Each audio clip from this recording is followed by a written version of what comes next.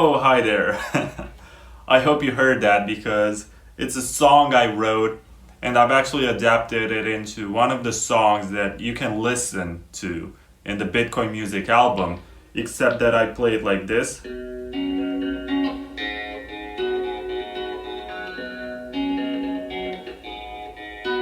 And there's also Lord Snooty of Bitcoin who told me to show him a tutorial on how to play the song because he wants to turn it into some sort of disco hit.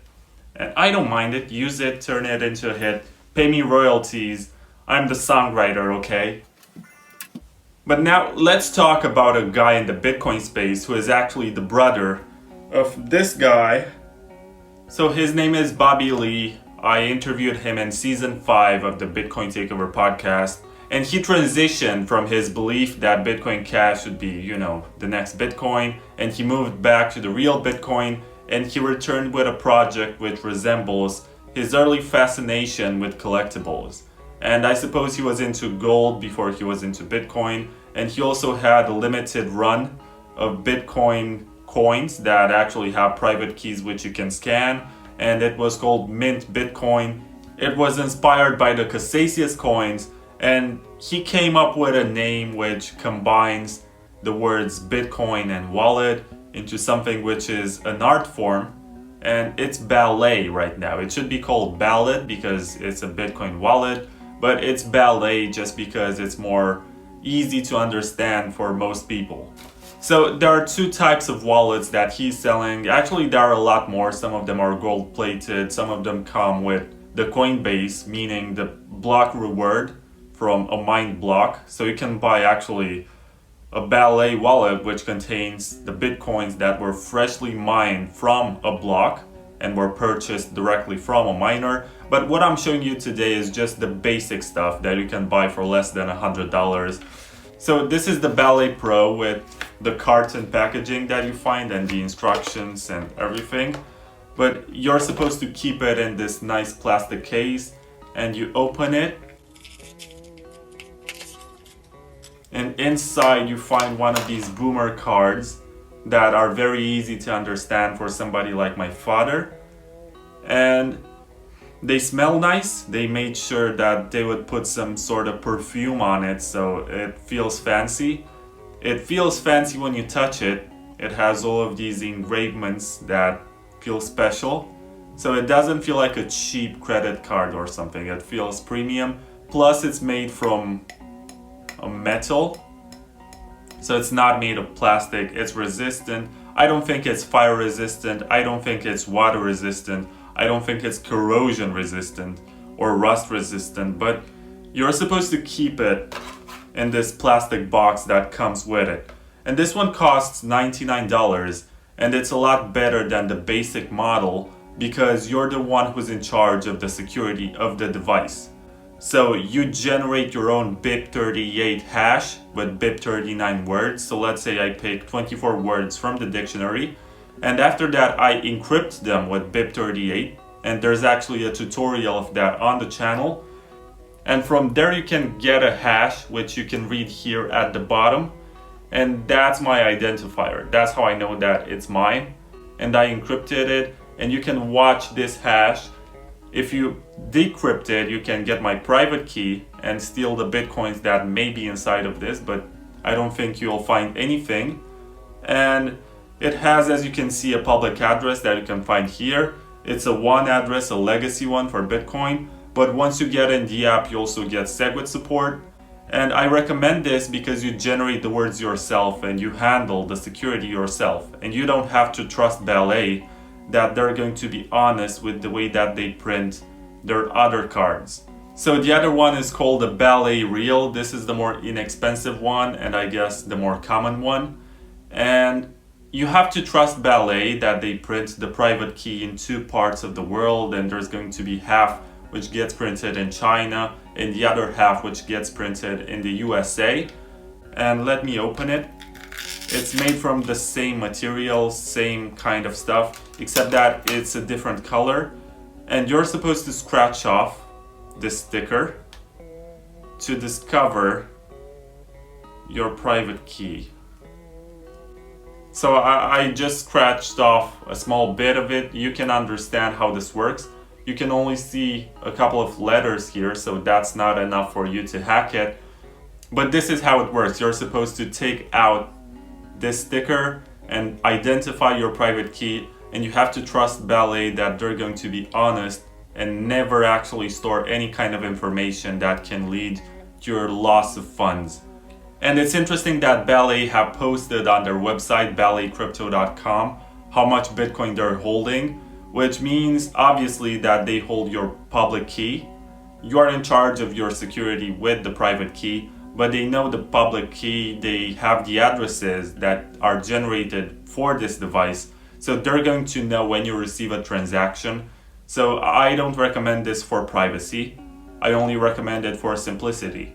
And okay, you're going to jump at me right now and call me whatever because I'm promoting something which is too basic and does not have some security measures that hardware wallets have.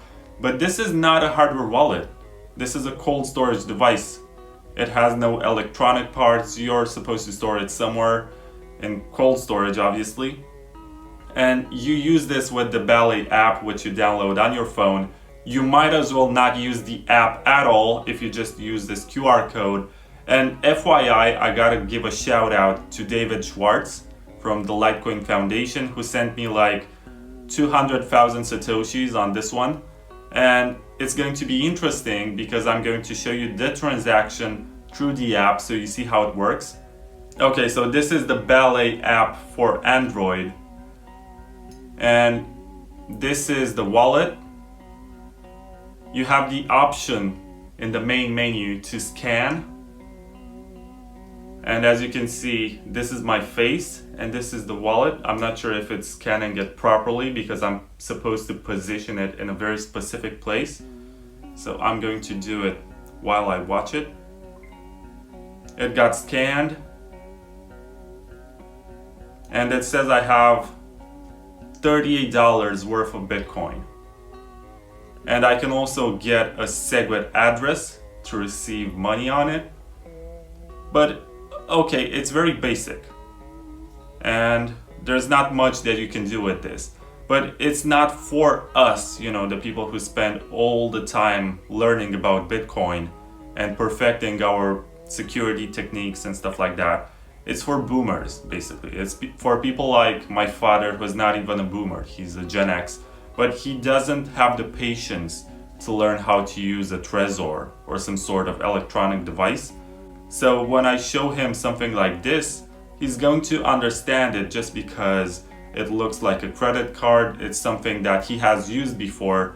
So he's gonna look at it and be like, oh, so you scan this and you send me money? Okay, that's convenient. And when he wants to take out his funds, I'll just explain to him how the seed words actually work, and we're gonna put that into Electrum with a Trezor so we don't type it on the keyboard. But that's a more advanced process.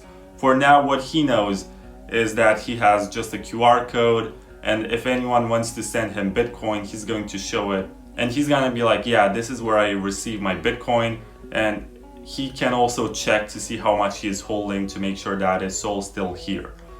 So this is the use case basically, to onboard people who don't have the patience or the willingness to learn about Bitcoin. You give them one of these. I recommend the Pro just because you are in charge of the seed phrase. So you generate the words yourself, you encrypt them, they're going to get printed here, and you can hold a copy of the seed phrase so that they don't get lost, and gift them to friends and family. And possibly they're going to come back to you in a few years when Bitcoin is worth a lot more. So this is like an onboarding experience which feels premium. It's not like giving them some sort of ledger or a Trezor, which possibly they will not learn how to use because they're lazy. You give them this and it feels like something important. It doesn't bend, it doesn't break. It's very solid. And they put it in this plastic casing and keep it somewhere in the bookshelf for a few years. And after that, they might discover the value of this. And even if Ballet goes away, you can still use this QR code with some other kind of wallet. And I suppose that the software for the wallet is open source anyway. So even if you cannot use the card at all, if you are holding the 12 words or the 24 words, you can unlock the funds using Electrum or some other desktop wallet which allows you to sweep the funds from the seed words. Is this a bad wallet? Well, it depends on the target audience always. So you have to think that there are people out there who might be interested in Bitcoin but are afraid of using any kind of desktop wallet, mobile wallet, electronic device, hardware wallet, you name it. They just need something simple that they know, and this is like a skeuomorphism, just like BitPiggies, I think. So shout out to Fartface2000, who also does the BitPiggies. It's something which resembles something from the real world before Bitcoin, and people who see this and actually own credit cards are gonna think like they own something very premium, because this is the kind of card that you get from the bank only if you hold a lot of money in your account. So I suppose that you can impress some people with this, and it's a lot more expensive than the average hardware wallet. I mean, the Ballet Pro, this is like $35 and this is $99. I recommend you to just get the Pro because you're in charge of the security, and I cannot say that enough times. You don't get much privacy, and that's one of the main drawbacks. But it's the form factor and it's the simplicity that can actually educate somebody who is over 50 and may not have the time and patience to learn something new about Bitcoin. And before you come with examples like Bitcoin Tina, just step outside and talk to some people outside of the Bitcoin bubble, and you're going to see that they don't have the time and willingness to learn something new. So you gotta give it to them in small portions. And maybe that today it's one of these Ballet wallets for your father, for your grandfather, for your uncle, for somebody who is old and doesn't have the technical understanding or the patience to learn. And after that, you can just move on and evolve and get them something which is more advanced. This is like the onboarding experience for, I guess, a lot of people. And it's not very different from the Casascius coins. Actually, this is like the Casascius coin, so the real Ballet has a trusted setup. This one is trustless just because it uses cryptography guaranteed by BIP38. In here it actually says BIP38 passphrase confirmation code. So you're supposed to verify this when you receive it, and you don't trust Ballet with anything concerning security because you keep the words yourself. On this one, as I said, you're supposed to scratch the security code, and this is how you access the funds. This is your private key, which supposedly, and you have to trust Ballet with this, is printed in 2 parts of the world. So before I end this, I just want to thank Jesse Yang from Ballet and also Mr. Bobby Lee for agreeing to send me this and review it, because it's very easy to slam something and say, you know, I used a cold card and I'm so smart and everyone is so dumb for using this. But you need to test it and you need to figure out the target audience. And just because it's not for you, it does not mean that it's useless. And just because you can get something else like a hardware wallet for the same money, it doesn't mean that the reception or the reaction is going to be the same.